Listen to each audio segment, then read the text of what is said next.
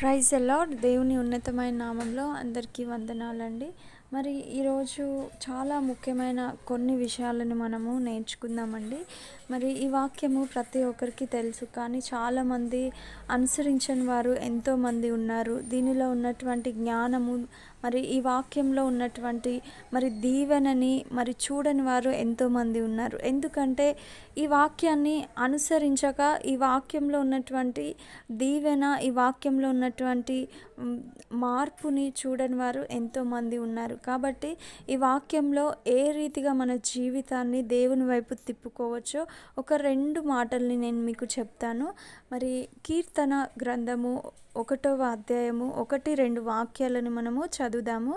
దుష్టుల ఆలోచన చొప్పున నడవక, పాపుల మార్గమున నిలవక, అపహాసకులు కూర్చుండు చోటు కూర్చుండక, యెహోవా ధర్మశాస్త్రమందు ఆనందించుచు దివారాత్రములు దానిని ధ్యానించువాడు ధన్యుడు. ఆమేన్, హల్లెలూయా. మరి దుష్టులు అంటే ఈ లోకంలో మరి దేవునికి వ్యతిరేకంగా ఉండేవారే దుష్టులు. మరి దేవుని వాక్యానికి విరోధంగా ఉంటూ, దేవుడి జ్ఞానాన్ని మరి వారికి ఇష్టపడకుండా, మరి లోకానుసారమైన జ్ఞానాన్ని, లోకంలో ఎలాగ అభివృద్ధి చెందాలి, లోకంలో ఎలాగ సంపాదించుకోవాలి, లోకంలో ఎలాగ బ్రతకాలి అనే జ్ఞానాన్ని సంపాదించుకుంటూ బ్రతుకుతూ మరి దేవుని విడిచిపెట్టి మరి లోకంలో బ్రతకడానికి ఏ రీతికరమైన మోసాలైనా, ఏ రీతికరమైన పాపాలైనా చేయడానికి మరి ఇష్టపడతారు దుష్టులు. కాబట్టి అలాంటి వారితో మనము సమయాన్ని వేస్ట్ చేయకోకుండా దేవుడు ఇక్కడ ఏమంటున్నాడంటే,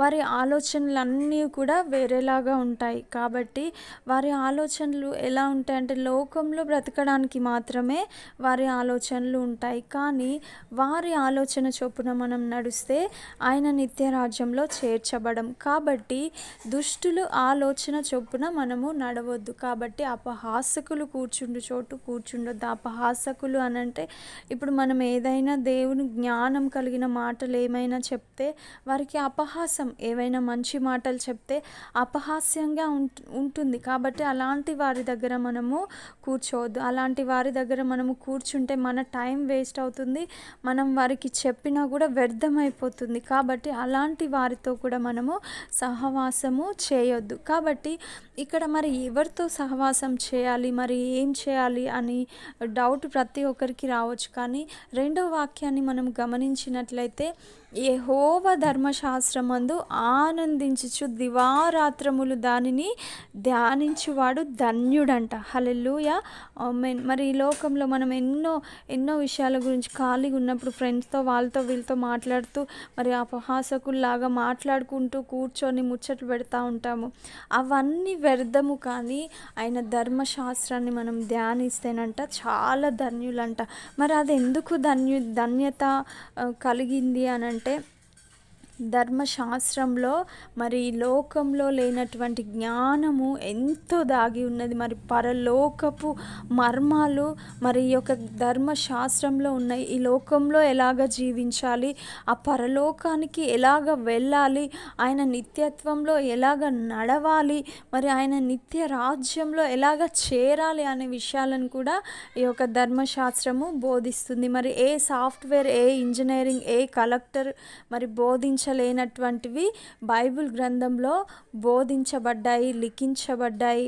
మరి బైబిల్ గ్రంథం మనకి నేర్పిస్తుంది. కాబట్టి దివారాత్రములు మనము ధర్మశాస్త్రాన్ని ధ్యానించాలి అని మొదటి వాక్యంలోనే ఉంది కదండి. మరి 3వ వాక్యాన్ని మనం చూసినట్లయితే, ఇలాగ జీవించేవారు ఎలాగ ఉంటారు అనేది చూద్దాం.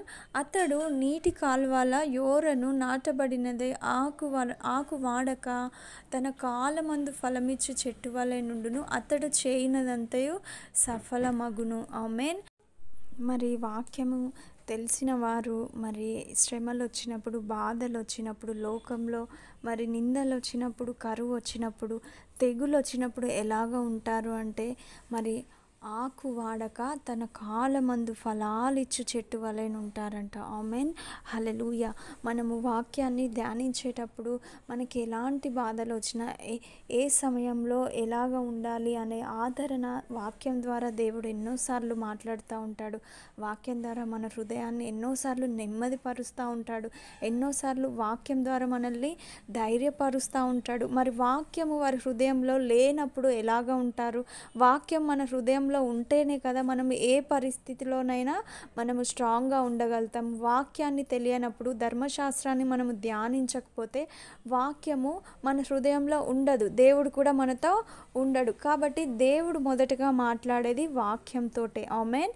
హల్లెలూయా. కాబట్టి ప్రతి దినము కూడా వాక్యాన్ని మనము ధ్యానించాలి. ప్రతిదినం ఒక చాప్టర్ అయినా మనము ధ్యానించాలి. మన ఉదయాన్ని మన రోజుని వాక్యంతో ప్రారంభించాలి. వాక్యంతో స్టార్ట్ చేయాలి మన డే మొత్తాన్ని. మనం మార్నింగ్ లేచి డ్యూటీకి వెళ్తూ ఉంటాము, కానీ ఫస్ట్ మనము లేచి మన పనుల గురించే చూసుకుంటాం. కానీ ఫస్ట్ ప్రిఫరెన్స్ మనము దేవునికి ఇవ్వాలి, దేవునికి సమయాన్ని ఇవ్వాలి. అలాగా మన జీవితంలో దేవునికి సమయాన్ని ఇచ్చినట్లయితే కూడా ప్రతి విషయంలో, ప్రతి పరిస్థితిలో కూడా వాక్యంతో దేవుడు మనల్ని బలపరుస్తూ ఉంటాడు. వాక్యంతో దేవుడు మనల్ని మరి నెమ్మదిపరుస్తూ ఉంటాడు. కాబట్టి మరి దుష్టులు ఎలాగా ఉంటారో చూద్దాం. 4వ వాక్యాన్ని మనము గమనించినట్లయితే, దుష్టులు అలాగా ఉండక గాలి చెదరగొట్టు పొట్టు వలె నుందురు. ఆమేన్. హల్లెలూయా. మరి దుష్టుల హృదయాల్లో వాక్యం ఉండదు. వారికి వాక్యం తెలియదు. వారు వాక్యాన్ని ధ్యానించరు. వాక్యపు మాటలు, దేవుడు జ్ఞానమైన మాటల్ని మనం చెప్పినా కూడా వారికి అపహాస్యంగా ఉంటుంది, వెర్రితనంగా ఉంటుంది. కాబట్టి అలాంటి వారు లోకం మీదకి శ్రమలు, తెగుళ్ళు వచ్చినప్పుడు ఎలా ఉంటారంటే, ఏ రీతిగా పాపం చేసి తప్పించుకోవాలి, ఏ విధమైన దారి దొరుకుతుంది, ఏ విధంగా మోసం చేసి తప్పించుకొని నెమ్మది పరుచుకోవాలి మా హృదయాలని, మా జీవితాలని అనే పాపపు మార్గాలని వెతుక్కుంటూ ఉంటారు దుష్టులు. కానీ వాక్యము తెలిసి వాక్యాన్ని ధ్యానించేవారు మాత్రము దేవుని వాక్యంతో నెమ్మదిపరుచుకుంటూ వారి జీవితాన్ని, మరి వారి పరిశుద్ధతని, మరి ఆయన రాజ్యం వచ్చి వారికి కాపాడుకుంటూ వస్తారు. అది దుష్టులకి, మరి దేవుడి ధర్మశాస్త్రాన్ని ధ్యానించే వారికి ఉన్నటువంటి మరి తేడా. హల్లెలూయా. ఆమేన్. మరి 5వ వాక్యాన్ని కూడా మనం గమనించినట్లయితే, కాబట్టి న్యాయ విమర్శనలో దుష్టులను, నీతిమంతుల సభలో పాపులను నిలువరు. కాబట్టి మరి న్యాయ విమర్శలో అంట దుష్టులు, మరి నీతిమంతుల సభలో పాపులు మరి నిలువలేరంట. ఆమేన్. హల్లెలూయా. మరి 6వ వాక్యాన్ని కూడా మనం గమనించినట్లయితే, నీతిమంతుల మార్గము యెహోవాకు తెలియును, దుష్టుల మార్గము నాశనమునకు నడుపుము. ఆమేన్. హల్లెలూయా. మరి ఇక్కడ గమనించినట్లయితే నీతిమంతుల మార్గము యెహోవాకి తెలుస్తుందంట. ఆమేన్. హల్లెలూయా. మరి నీతిమంతుల మార్గంలో దేవుడు ఉంటాడండి. మనము దేవుణ్ణి మనం ఫాలో అవుతే మనల్ని దేవుడు ఫాలో అవుతూ ఉంటాడు. మనం ఏ మార్గంలో వెళ్తామో అది మనమే నిర్ణయించుకోవాలి. ఎందుకంటే మనం దేవుని మార్గంలో నడుస్తే దేవుడు మనకి కనిపిస్తాడు. మనం వేరే మార్గంలో వెళ్తే అక్కడ దేవుడు ఉండడు. కనుక మనము దేవుని మార్గంలో మనం నడవాలి. దేవుని మార్గంలో నడవాలి అంటే ఏం చేయాలి? దివారాత్రములు ధర్మశాస్త్రాన్ని ధ్యానించాలి. ధ్యానిస్తేనే మనము ఆయన నీతి మార్గంలో నడుస్తాము. మనం ఆయన నీతి మార్గంలో నడిచినప్పుడు మరి ఆ యొక్క నీతి మార్గంలో ఆ దేవాతి దేవుడు మనకి తోడుగా ఉంటాడు. అబ్రహాముని మరి నీతికి సాదృశ్యం మనం చూసినట్లయితే అబ్రహాము, యోబు జీవితంలో కూడా మరి ఎన్ని శ్రమలు వచ్చినా, భార్య దూషించినా, మరి నీ దేవుణ్ణి దూషించి నీవు చచ్చిపో అన్నా కూడా మరి ఆయన నీతిని మాత్రము విడిచిపెట్టలేదు. ఆమేన్. హల్లెలూయా. మరి అబ్రహామును కూడా చూసినట్లయితే, మరి అబ్రహాము మరి ఆయన నీతిగా ఎంచబడ్డాడంట. ఆమేన్. హల్లెలూయా. ఎందుకు ఎంచబడ్డాడు?